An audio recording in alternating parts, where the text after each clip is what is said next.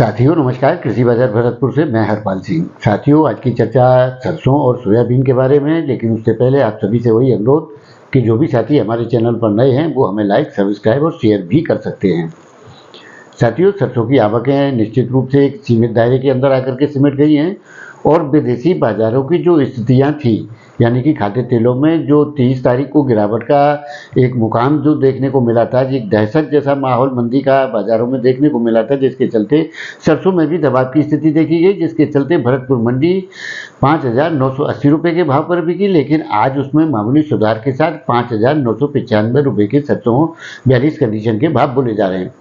साथियों आगामी दौर में अभी जो स्थितियां हैं, हमारे मंडलीय भाई 4360 रुपये का टारगेट सरसों में नीचे के भाव में दे रहे हैं और कुछ साथी 4900 रुपये के निचले स्तर में जल्दी ही सरसों की घुसने की संभावनाएं जता रहे हैं।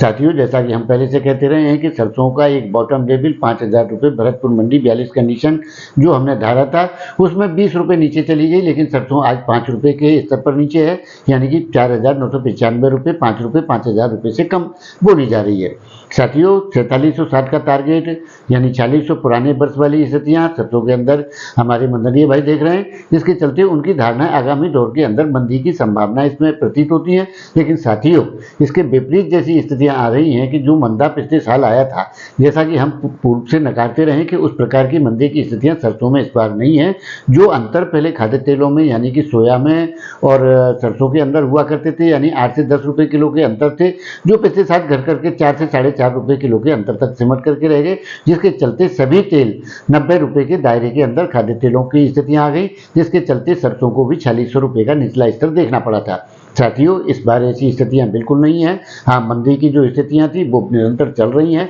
यानी कि विदेशी बाजारों की स्थितियों के दबाव के चलते सरसों में दबाव की स्थितियां महसूस की जा रही हैं, लेकिन उस प्रकार के दबाव के हालात कहीं से कहीं तक प्रतीत नहीं होते, जैसा कि अनुमान जताए जा रहे हैं कि सरसों पिछले साल जैसे 4600 रुपये बिकी थी और सरसों तेल भी 90 रुपये के दायरे के अंदर आकर के बिकना शुरू हो गया था। साथियों वैसी स्थितियां प्रतीत नहीं होती हैं। निचला स्तर निश्चित रूप से आ चुका है और निचले स्तर पर चल रहे हैं, जैसा कि लोग 10 मई तक के लिए मध्य की संभावनाएं जता रहे थे,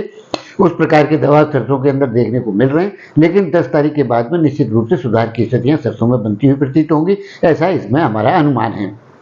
साथियों सोयाबीन की चर्चा करें तो सोयाबीन निश्चित रूप से स्टेबल स्थिति में है और जो अर्जेंटीना की स्ट्राइक की बात आई थी, अब उसमें कोई ज़्यादा बड़े दबाव की स्थितियां देखने को नहीं मिल रही, जिसके चलते कोई भी आयात निर्यात में जो